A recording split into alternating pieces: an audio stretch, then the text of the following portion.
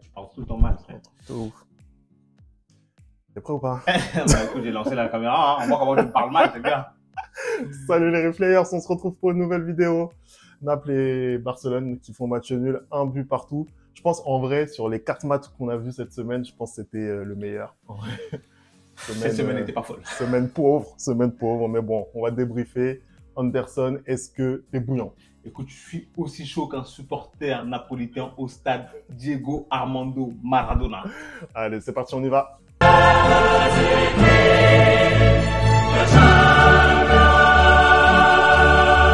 Allez, on commence tout de suite cette vidéo. Les Barcelonais qui n'ont pas réussi à prendre de l'avance en vue du match retour. C'était un match qui a mis du temps à démarrer. Anderson, t'as pensé quoi, toi, de la prestation catalane aujourd'hui? Bah écoute, on avait un match féminin entre deux équipes en difficulté depuis le début de la saison. Hein. Deux équipes championnes respectives de leur championnat avant d'attaquer cette Ligue des Champions, exactement. On a notamment Barcelone qui a eu du mal ces dernières années en Ligue des Champions, qui retrouve un Naples qui retrouvait la Ligue des Champions, du coup, après une grosse saison l'année dernière. Comme j'ai dit, les deux équipes étaient en difficulté depuis le début de la saison, un peu avec des résultats qui ne sont pas forcément à l'image de ce qu'ils ont été la saison dernière. Mais dans ce match-là, j'ai trouvé que le FC Barcelone a beaucoup mieux commencé, à savoir les 30-35 premières minutes. J'ai trouvé que Naples n'avançait pas du tout. Ils étaient mis sous pression dans leur propre stade. Mais pourquoi? Parce que le FC Barcelone faisait une très bonne entame de match. Vraiment, ils ont pressé quand il fallait le faire. Ils ont eu des occasions. Ils n'ont pas forcément réussi à mettre le but qui allait les délivrer. Par contre, fin de cette première période, j'ai trouvé que Naples commençait un peu à revenir dans le jeu, commençait un peu à se calmer, à avoir la possession du ballon, à garder. Mais malgré ça, ils n'ont pas réussi à inquiéter Ter Stegen, ne-serait-ce qu'une seule fois en première mi-temps. C'est-à-dire que je pense jusqu'à la 70e minute, il y avait un seul tir pour Naples. Il n'était même pas cadré, c'était une tête de Politano à droite là-bas, c'était n'importe quoi, tu vois. Donc du coup, vraiment, j'ai trouvé qu'il y a le FC Barcelone a très bien entamé le match. Ils n'ont pas réussi à convertir cette bonne entame de match. Et par contre, Naples, je ne retrouve pas cette équipe que j'ai vue l'année dernière, en fait. Voilà. Écoute, Naples, voilà, c'est une équipe en difficulté, hein, on le sait tous. Voilà, ils ont changé de coach là pour la deuxième fois cette saison. C'est le troisième coach qu'on voit depuis le début de la saison. On a eu Rudy Garcia qui au final avait un bilan qui est le meilleur des trois coachs. On a eu Mazzarri ensuite. On a maintenant Calzona qui en plus est dans une sélection qui récupère cette équipe du Napoli, qui a été adjoint longtemps dans ce club-là. Voilà, c'est très compliqué. Il a été mis hier en place et le voilà aujourd'hui sur le banc du Napoli pour un match très important pour eux. Écoute, ça a été très compliqué en début de match. Hein. Tu l'as dit, voilà, ils ont mis énormément de temps à pouvoir sortir. En fait, les Catalans, eux, ils ont fait le pressing qu'il fallait. Moi, j'ai trouvé les Barcelonais intéressants dans les relais au milieu, en fait. J'ai trouvé notamment les prestations de Gundogan et de Pedri très intéressantes parce que justement, ils se sont positionnés dans les intervalles, entre les lignes. Même si pour le coup, aujourd'hui, Pedri n'a pas eu ce poste de milieu, parce que pour moi, dans la formation qu'il a mis en place, Xavi, il était plutôt à gauche de l'attaque. Donc, il fait face un peu à un nombre aussi incalculable de blessures, donc il bricole un peu avec ce qu'il a, mais oui, je suis d'accord avec ça. Avec Christensen aussi aligné au milieu de terrain. Voilà, ça a été intéressant dans ces phases-là. Et puis, bien sûr, il y a Lamine Yamal qui a continué à provoquer. Encore une fois, c'est le seul qui tire son épingle du jeu. C'est le seul qui joue avec personnalité. C'est celui qui va en face de son adversaire le provoquer. Et c'est vrai que c'est de lui que sont venues les occasions les plus sérieuses en première mi-temps. Donc, bonne première période de la part des Catalans. Ils n'ont pas réussi à convertir. Et tu l'as dit, après la demi-heure de jeu, il y a eu quand même un sursaut de la part de cette équipe napolitaine. Voilà, on voyait Victor Osimhen au pressing qui était relativement seul. Mais j'ai trouvé quand même Gvara sur le côté gauche, lui qui a essayé encore une fois de provoquer avec plus ou moins de réussite. Ça a été vraiment compliqué collectivement. J'ai trouvé il y a eu pas mal d'erreurs techniques de part et d'autre. et même Kvara, qui pour moi était l'élément le plus dangereux offensivement, il a été très très bien tenu par Jules Koundé, qui lui aussi connaît pas mal de difficultés cette saison et qui a fait un bon match. Donc voilà, première période globalement barcelonaise. Ensuite, après, effectivement, en deuxième période, c'est un petit peu reparti sur le même train. Le Napoli qui était quand même un petit peu mieux, jusqu'à cette ouverture du score de Monsieur Robert Lewandowski. Qui jusque-là ne faisait pas un très très bon match. C'est ce que j'allais te demander. T'as pensé quoi, toi, de sa prestation globale? Écoute, je pense il commence à retrouver le chemin des filets. Il marque encore une fois de plus, mais c'est toujours pas ça dans le jeu. Je pense qu'on est sur un Lewandowski aujourd'hui qui a du mal dans les matchs, qui a du mal à finir les actions. Aujourd'hui, enfin, il retrouve son efficacité. D'ailleurs, un très très beau geste d'attaquant. Il ferme très très bien son pied au premier poteau. Impossible pour Meret d'arrêter ce tir-là. Bon service mais de je trouve que, encore une fois, aujourd'hui, Lewandowski peut faire mieux dans ce Barça-là. Il peut faire beaucoup mieux. Et c'est dommage, en fait. C'est dommage parce que je pense qu'aujourd'hui, quand tu regardes la ligne offensive, comme tu dis, un gamin comme Lamine Yamal qui a 16 ans aujourd'hui apporte beaucoup plus dans le jeu barcelonais que Lewandowski. Aujourd'hui, le Barça récupère enfin Joao Félix. Je pense que ça va leur faire un grand bien et peut-être aussi ça va aider Lewandowski à mettre enfin les buts et à se libérer. Un autre joueur que j'ai trouvé intéressant mais qui a gâché dans la finition aujourd'hui, c'est Gundogan. J'ai trouvé qu'il y a à plein d'occasions, il aurait pu mieux faire. Malheureusement, ils n'ont pas réussi à terminer ces occasions-là. Aujourd'hui, quand je vois le score du match, 1 partout, on va en parler avec le but après de Victor Osimhen qui égalise, je trouve que c'est un mauvais résultat pour Barcelone parce qu'il y avait largement la place pour aller mettre un deuxième but dans ce match-là et être tranquille en vue du match retour. Par rapport à la prestation qu'ils ont livrée ce soir, le 1 partout n'est pas logique.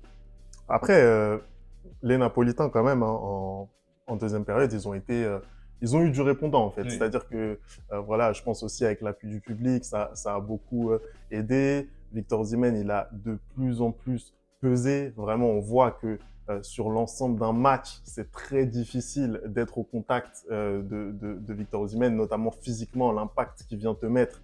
C'est très très compliqué. On a parlé de sa Coupe d'Afrique des Nations un petit peu en demi-teinte d'un point de vue statistique, mais moi je l'ai toujours défendu parce que j'ai trouvé justement qu'il avait énormément apporté. Là aujourd'hui, ça faisait 2 mois qu'on l'avait pas vu sous le maillot napolitain et il arrive encore à planter au moment où on l'attend sur encore une fois un jeu de corps absolument magnifique. Il arrive à se retourner, à placer le ballon hors de portée de Ter Stegen et ça fait un partout. Hein. C'est sur une belle passe de Zambo Anguissa. Hein. On aurait bien aimé avoir les mêmes prestations en équipe nationale du Cameroun, mais bon, moi, je vais rien dire.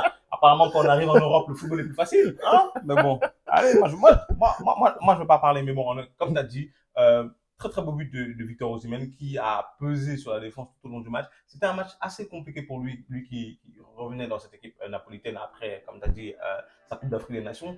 J'ai trouvé que première mi-temps, il a été généreux dans les efforts, il s'est beaucoup battu, mais techniquement, il n'était toujours pas à 100% et il n'était pas très à l'aise. Dans cette deuxième mi-temps, je trouvais que sur l'occasion qu'il devait très bien négocier, il a très bien négocié. Il ajuste parfaitement Martinez sur le contrôle. Et ensuite, il ajuste aussi Ter Stegen, même si je trouve qu'il rate un peu sa frappe. Et si Ter Stegen n'était pas parti avant, il aurait peut-être pu ça passe pas loin, le capter. Exactement. Mais voilà, le moment où Naples a besoin de mettre un but, Victor Osimhen est là, il met le but qu'il faut et surtout il met le but qui leur permet de garder espoir pour un match retour et peut-être aller enflammer le stade olympique dont je ne me souviens plus le nom à Barcelone et peut-être aller arracher une qualification.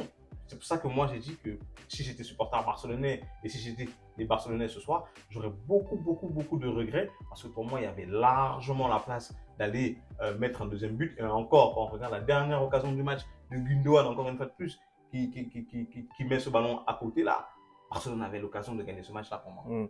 Non, c'est vrai que là, ils ont laissé les Napolitains en vie. Je pense que les Napolitains, ils demandent pas plus que ça, surtout dans la situation dans laquelle ils sont. Mais c'est vrai, je suis d'accord avec toi. Victor Osimhen, c'est vrai que techniquement, sur la première période, c'était un petit peu plus compliqué pour lui. Ça, tu fais bien de le souligner. Après, c'est vrai qu'il n'a pas été forcément beaucoup servi.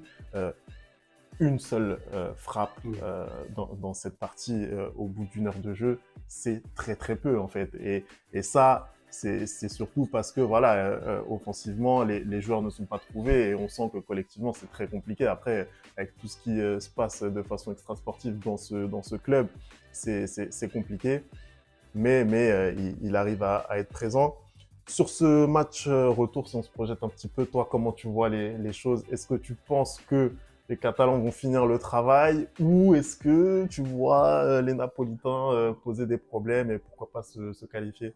Bah, sur ce que j'ai vu ce soir, je suis obligé de dire que pour moi, Barcelone va se qualifier parce qu'ils ont été supérieurs. Ils se font piéger en fin de match par cette égalisation-là, mais sur l'ensemble du match, ils ont été supérieurs à cette équipe napolitaine. Et quand tu vois qu'il leur manquait énormément d'atouts offensifs au milieu de terrain, bah, qu'ils auront sûrement récupéré d'ici 3 semaines, pour moi, ils ont toutes les cartes en main pour pouvoir, surtout qu'ils jouent devant leur public aussi, pouvoir continuer. Maintenant, si Naples joue comme ils ont joué en deuxième mi-temps, là oui, ils vont pouvoir un peu plus inquiéter ce FC Barcelone-là. Et puis, il faut qu'ils jouent de manière décomplexée. J'aimerais bien retrouver cette équipe de Naples qu'on a vue l'année dernière, qui te mettait un pressing à toute épreuve dès le début du match, en milieu du match, en fin de match en fait. Ils récupèrent le ballon super haut et qui mettaient une grosse intensité dans le jeu. Moi personnellement, quand j'ai vu les équipes qui étaient disponibles au tirage, je ne voulais pas tirer Naples parce que je sais que c'est le genre d'équipe qui pose énormément de problèmes au Real par leur intensité. Et ce soir, je n'ai pas retrouvé cette intensité de la part de Naples en fait. J'ai retrouvé un Barcelone qui était totalement en maîtrise dans le match et qui pour moi, si ils avaient mieux négocié les ballons qu'ils avaient eus, ils auraient pu gagner ce match 2-0, voire 3-0. Les Napolitains, ils sont capables de le faire. Ils ont montré là sur les 20-30 dernières minutes que bah, ils étaient capables de mettre un pressing haut. D'ailleurs, sur le but de Victor Osimhen, c'est une récupération très haute dans le camp catalan. Exactement. Donc en fait, ils sont capables de le faire. C'est pour ça que je pense que les Barcelonais, ils vont très certainement regretter d'avoir laissé dans le match cette équipe du Napoli parce que ils vont avoir un match retour très compliqué. On sait que voilà, la confiance n'est pas non plus au rendez-vous côté FC Barcelone. Là aussi, pareil, une situation extra-sportive assez compliquée. Un Xavi qui ne va pas rester au-delà de cette année. Donc effectivement, voilà, c'est aussi une situation compliquée. Et cette Ligue des Champions, justement, elle doit permettre de trouver cette confiance. Quand tu as l'opportunité de tuer un match alors que tu domines, tu dois le faire. Ouais. Et c'est vrai que ce FC Barcelone, par cette incapacité justement à tuer le match, prouve que c'est plus cette grande équipe que ça a pu être. Oui, parce qu'avant voilà. Ça finit en 2-3-0 de la part de Barça. Ouais. Justement, moi, ce que j'ai toujours aimé sur cette équipe-là, c'est qu'ils arrivent à tuer le match d'une manière où il n'y a aucune autre équipe, à part le Bayern, qui sait faire ça. Mm. C'est-à-dire que moi, souvent, je vois le Real jouer, ils mettent un but, ils arrêtent de jouer. Du coup, après, tu as des fins de match un peu compliqués où ils peuvent se faire remonter et ils sont obligés d'aller faire des exploits au match retour. Et justement, je trouvais que le Barça, eux, ils savaient faire dans ce genre de choses. C'est-à-dire que quand ils doivent te mettre 3-4-0, ils te mettaient 3-4-0. Mais là, maintenant, quand tu regardes cette équipe de Xavi, ces dernières années, c'est très compliqué pour eux. En Liga, ils sont déjà relégués, je crois, à 8 ou 9 points ou 10 points, je ne sais même plus, du Real Madrid. C'est compliqué. Là, en Ligue des Champions, où ils doivent gagner haut la main ce match de par la prestation qu'ils ont fournie, parce que je pense même pas que ils étaient favoris avant le match. Non. Ce soir, la prestation qu'ils ont fournie, ça ne va pas se terminer à 1 partout. Ça va se terminer à 2-0 ou à 3-0. Donc, voilà. Écoute, on verra le match retour, en tout cas pour ce soir. C'est un match nul au stade Diego Armando Maradona entre le Napoli et le FC Barcelone. Merci d'avoir regardé cette vidéo. On n'oublie pas les bonnes habitudes, @le replay foot. Vous nous dites ce que vous avez pensé de ce match. Et nous, on va se retrouver très très vite ce week-end avec des matchs là qui vont arriver. Il y a la Première Ligue, il y a la Liga, il y a la Ligue 1. Donc beaucoup de contenu ce week-end sur la chaîne. Restez connectés et nous, on se retrouve très vite pour une nouvelle vidéo. Ciao!